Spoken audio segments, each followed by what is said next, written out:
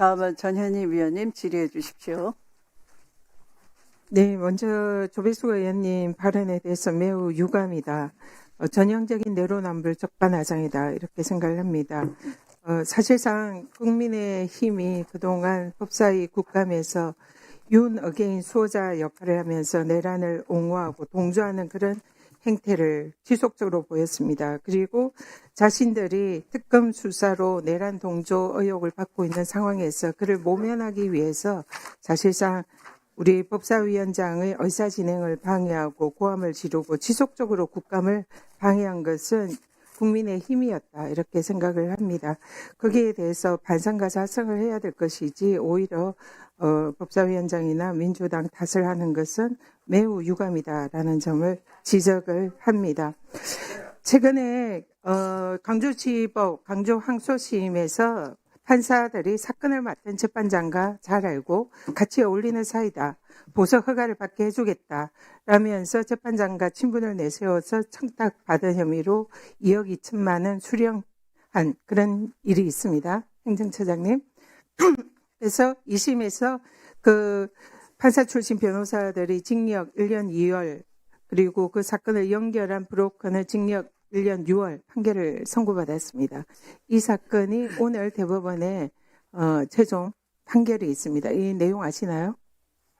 여러 가지 면에서 이제 문제가 있으면 다 조사가 제대로 이루어질 것으로 봅니다. 네, 그래서 오늘 대법원에 이 마지막 판결이 있는데요. 최근에 지기현 부장판사가 룸살롱에서 잠재적인 직무 관련성이 있는 변호사들과 술자리를 가지면서 어울린 사실이 있었는데 대법원에서는 여기에 대해서 사실상 면죄부를 줬습니다. 이 판사들과 변호사들이 술자리에서 어울리면서 부적절한 재판 거래 이런 것이 있다. 이런 법조 비리는 그동안 계속 지적이 되어 왔는데요. 그거와 유사한 사건이 이제 오늘 대법원에서 판결이 있습니다. 보면은 이 사안의 담당 판사 혹시 누군지 아세요? 확인해 보겠습니다. 이 담당 판사가 장동혁 국민의힘 현 대표입니다. 오늘 대법원 판결에 있는 그 사건의 관련 판사입니다. 지금 1심 판결문에 보면 정관 변호사가 브로커에게 장동혁 재판장과 술도 마시고 밥도 먹을 수 있는 사이다. 라고 장동혁과의 친분 관계를 강조하고 사건을 수임을 해서 사실상 이 보석으로 석방을 시켰고 그게 법조 비리로 지금 재판을 받아서 현재 오늘 대법원 판결을 앞두고 있습니다. 항소심에서는 장동혁 판사에 대해서 직접적으로 여러 차례 언급을 하고 있습니다. 장동혁과 친분 관계를 이용해서 수임을 해서 유리한 결과를 얻고자 했다. 또 변호사는 장동혁 판사와의 친분 관계를 이용해서 일을 제안을 했다. 그리고 장동혁 판사와 친분 관계를 이용해서 건설업자를 보석으로 석방해 주는 대가로 거액을 수수했다. 장동혁 판사의 휴대전화로 전화해서 건설업자 사건을 봐달라고 했다. 이렇게 항소심 재판부의 판결 내용입니다.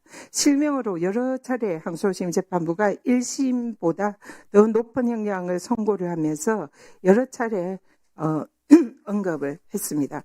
2심 판결문에 정말 충격적인 내용이 나옵니다. 이 사건의 변호사 윤 변호사가 포함된 카카오톡 단체 채팅방을 보면은 우리 골프 모임에 장동혁 부장판사가 참여하기로 했다. 그리고 장동혁 판사를 채팅방에 초대를 했습니다. 그리고 장동혁 판사가 포함된 사적 모임에 참석을 했고 또 장동혁 판사 휴대전화로 통화해서 이 사건에 관해서 기록을 잘 살펴달라고 말했습니다. 근데 이 변호사는 수임계, 변호사 선임계도 제출을 하지 않았습니다.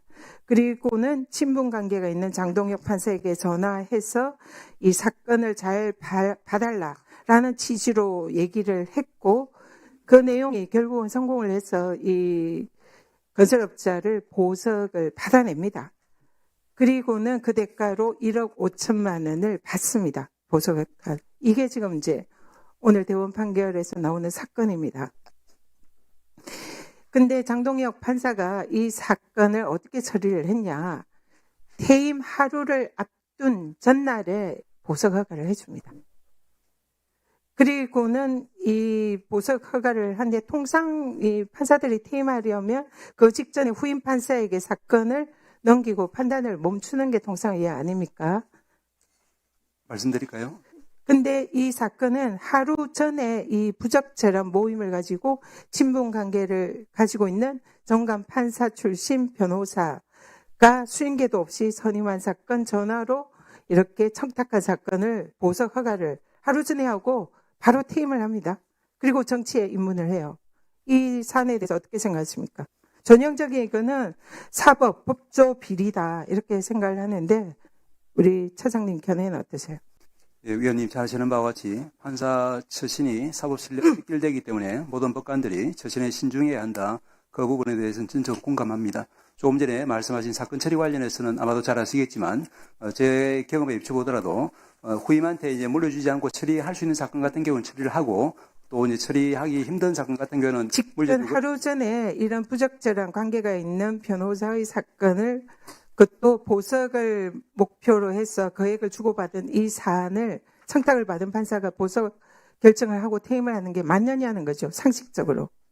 예, 구체적인 내용은 제가 잘 모르기 때문에 말씀드릴 수 없지만 상식을 아까 말씀드린 말씀드립니다. 것처럼 법관이 처신에 신중해야 한다. 그런 기본 원칙에 대해서는 말씀드립니다. 지금 그동안 국감을 하면서 법원이 사실상 이런 법조 비리와 관련해서는 그야말로 솜방망이 면죄부를 줬다는 것을 확인을 했습니다. 자정 능력이 없다는 것을 온 국민이 지켜봤습니다. 이런 사안에조차 제대로 된 말씀을 못하고 사실상 두둔하는 그런 발언을 하는 것을 국민들이 어떻게 지켜보겠습니까? 그러니까 사법부에 대한 불신, 신뢰가 떨어지는 거 아니겠습니까? 이 부분에 관해서 우리 공수처장님 네. 여기에 대해서 지금 사실상 당시에 현직 판사로서 이 사건에 비껴나갔다 생각합니다. 법조에 대한 이 부분에 관해서 수사할 필요가 있다 생각하지 않습니까? 지금 말씀하신 부분 포함해서 한번 검토해 보겠습니다. 네.